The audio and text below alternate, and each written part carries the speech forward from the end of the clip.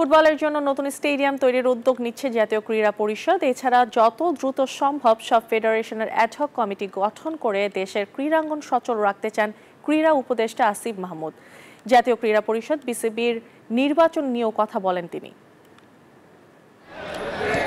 দিন যতই যাচ্ছে ততই উন্মাদনা বাড়ছে ফুটবলের। বিশেষ করে হামজা আসার পর থেকেই নতুন প্রাণ পেয়েছে দেশের ফুটবল। তবে কিংস অ্যারেনা ছাড়া শুধু ফুটবলের জন্য কোনো স্টেডিয়াম নেই দেশে। সেপ্টেম্বরে সিঙ্গাপুরের সাথে এশিয়ান কাপের ম্যাচ সামনে রেখে তড়িঘড়ি করে প্রস্তুত করা হচ্ছে জাতীয় স্টেডিয়াম। তবে কি ফুটবল আটকে থাকবে এই স্টেডিয়ামেই? এমন প্রশ্ন যাদের মনে, তাদের সুখবর দিলেন ক্রীড়া উপদেষ্টা আসিফ মাহমুদ। আশা করছি সামনের সময়গুলোতে শুধু জাতীয় স্টেডিয়াম না, ফুটবল ইন্টারন্যাশনাল ম্যাচগুলো আমরা দেশের অন্তত আরও 2-3টা স্টেডিয়ামে আমরা আয়োজন করতে পারবো। ফুটবলের যে ক্রেজটা প্রান্তিক পর্যায়ে আছে, প্রান্তিক পর্যায়ের দর্শকদেরও আমরা সরাসরি স্টেডিয়ামে গিয়ে খেলা দেখার সুযোগ করে দিতে পারবো। এছাড়া ক্রিকেট ফুটবলের বাইরের খেলাগুলিকে সচল করতে দ্রুত অ্যাডহক কমিটি দেওয়ার কথাও জানান ক্রীড়া উপদেষ্টা।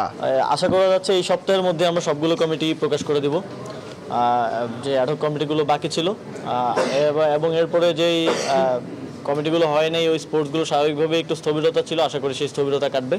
জাতীয় ক্রীড়া পরিষদের এক প্রেস ব্রিফিংয়ে ক্রীড়া উপদেষ্টা জানান, বিসিবি নির্বাচনের ক্ষেত্রে বেশ কিছু জটিলতা আছে। যখনই রিফরমেশনের আলাপটা উঠলো, কোনো একটা জায়গায় কাঠামোগত সংস্কার হলে আপনারা জানেন এটার উপকারভোগী যেমন আছে, এর ফলে যারা বিভিন্ন অনিয়ম করে আসছে তাদের সেই অনিয়ম বন্ধ হয়ে যাওয়ার একটা সম্ভাবনা আছে। সেই জায়গা থেকে কিছু বাধা ছিল সে সময়টাতে, এবং সে সময়টাতে আরও বিভিন্ন কারণে আমরা তখন আগেইনি। তবে অবশ্যই আমরা কনস্টিটিউশনাল রিফর্মটাকেই গুরুত্ব দিব এবং তারপরে ইলেকশনের দিকে যাব। দেশের খেলাধুলার উন্নয়নে সরকার সামনে আরও ভূমিকা রাখতে চায়, সেই কথাও বলেন ক্রীড়া উপদেষ্টা।